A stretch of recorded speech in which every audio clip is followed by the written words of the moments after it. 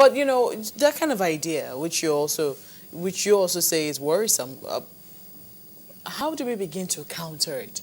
How does the government say that, look, we stand nothing, we stand to gain nothing if there is violence in a particular section of the country? Well, to the extent that Boko Haram, we know that they run across the border. I have a fair knowledge of Maiduguri or Borno State, let me say, and I have a working knowledge of the territorial boundary between us and Cameroon. If it was possible for them to wreak havoc and go there for security or for safety, come back again and go there to operate, if there's no possibility of connivance, that would have been possible. That somebody somewhere must be giving them cover, must be shielding them. Maybe if you're not saying it's the government of Cameroon, but maybe that district in Cameroon is giving them that cover. Now, the government of Nigeria must wake up. And that's why I said people should stop abusing the president or insulting people. It's not about that now. It's a collective problem. Today is Borno. It could be Lagos tomorrow. Today is one unknown Ahmed or whatever. Tomorrow it could be the entire Ariyo. So if we don't sit down and say, look, what do we do? And I expect government to have created the platform, maybe an email or whatever, and say, if you have anything to suggest as to the way forward, please forward it to this box. That way we can begin to have ideas, and then they can begin to look at them and see. Fine, a lot of ideas flow on the internet, yes, but it's unfortunate that even the Okada rider is now an expert on security. Everybody now knows what to do. They know even more than the chief of army staff, but it doesn't work that way. It's a very serious issue. And if nothing much more concrete than what we are facing, because I saw a photograph of a soldier who's supposed to be at the war front there, going to look for water, for example. That says so much about the welfare of even the people who are supposed to fight for Nigeria. They must now go and begin to look for water. Their welfare too is not, I mean, the whole thing is very complex.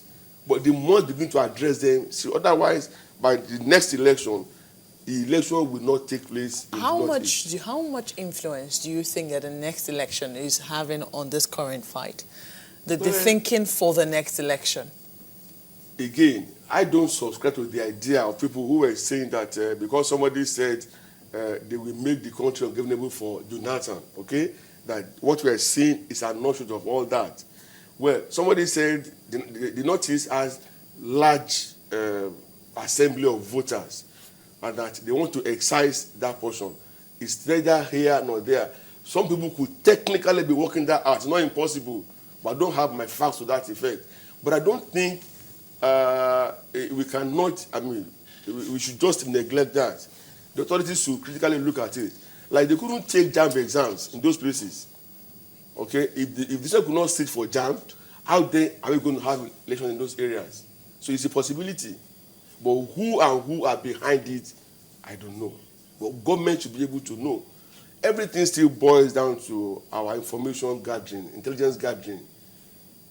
It's not been what it should be. I mean, when we woke up the other day and they said they attacked the head office of DSS, it was shocking. And you just wonder, oh, that's our own,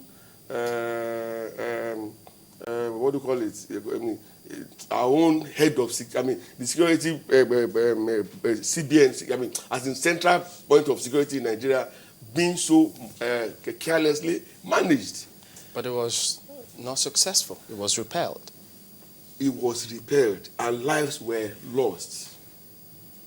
And those lives were lives of people who were in detention.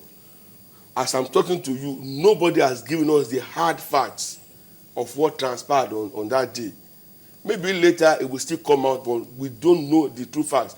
The first thing that came was somebody that was handcuffed, tried to overcome somebody who came to feed them. You missed the deputy director of DSS while she was giving us an account of what transpired on the day. You know, there have been so many accounts that now I don't know what to believe. But the official of the DSS speaks. What other accounts? It was official when they said they had rescued 107 students. The following morning, it stopped being official. No, but that was clear. The military said, yes, we made a mistake. They recanted. Okay. But this, you heard from the official. What else do we do? To the extent that it remains official until something else comes up. There was a guy that did some posts on Twitter, if you remember, reflecting what happened around that area. Unfortunately, I didn't get to see all of those things. What the director said ran contrary to, the guy's submissions. Is the guy unofficial? Sorry? Is the guy when unofficial? you say official, he's a Nigerian, he's a stakeholder, for God's sake. I Is may this not be the- an who is the official, guy? excuse me, I may not be an official of channels, but I have a stake in channels. To the extent that I'm able to come in here and express myself. But you know that there are two different things. But Oh, let's okay. get back to this one. Because, I mean, if we look at the way we all are approaching this, Yeah. because, yes, we understand the authorities, they've got that official responsibility, legitimately as well, to also handle part of this matter. What about us? Because when I say that, I mean, we've had people come here, they talk about, look, the CNC, the presidency has got to do A, B, C, D, or E. Is that all there is to this? When you talk about the police, if they are handicapped, does it mean that they're handicapped in every way whatsoever? You see, you are expecting the police to go and fight a war situation. No, do they have to Well- go fight or play a different Well, role? okay, now let me just say protection. If they must deliver protection, are they that empowered? Are they that endowed? Okay? Ordinary armed robbers now, they invade police stations. If they are not, why And overrun shouldn't them. we be asking, okay, why are they not and how do we improve their capacity? Shouldn't that be the subject? My brother. Rather than us throwing you our must hands in the air saying, well, I'm yes, sure they are you've incapacitated, seen we can't do anything. You've seen the progression of the annual budget on security. These things are always stated there. Okay? We should be asking questions. If money was apportioned for their training, for their for equipment acquisition, all of that, how come those things we cannot see them? But we have seen state governments who are not waiting for all these excuses. Lagos They is an set up example. Security Trust Fund and they're Lagos doing is an something. example, yeah. So why can't every other state follow suit and ensure that something is how going many on? states are viable economically in Nigeria? Do they have to be viable How for many? the You see, security to be... A lot of them operating? are struggling to pay salaries. Take it from there. Security Trust Fund is not funded by Lagos State I government. understand you, yeah, but Lagos is a peculiar case. You and I know that. The economy of Lagos it takes more than half of the Nigerian economy. So Not the same thing. Does that justify other states not stepping up? Where will Zamfara get the money to set up such a huge thing?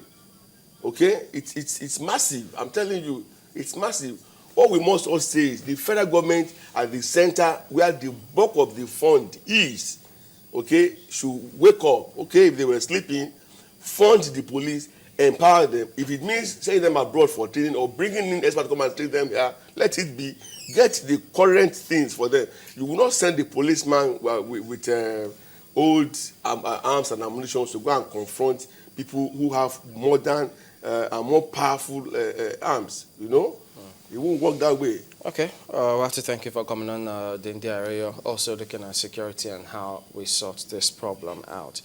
Okay, well, just before we wrap up, I mean, we see everybody talking about football, just shifting that It finally to happened. all of those. Yeah, that's Man U coach, so he's finally sacked, but the way the media has put it out there, they seem to say, well, did he walk out or mutual agreement, or was he sacked? Well, Did he push? Was he jumped? that's the way Man United put it, as if he walked away, and they thanked him for his time and energy, and that less than a year, 8 months. But some people would rather say he was sacked.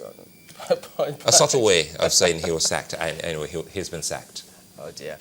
All right then, so that's it for today. We thank you all for watching. We'll see you next time. I'm Chamberlain, Usal. Well, I guess the next coach, we don't know who's going to be, but I definitely know that he has a job on his hands.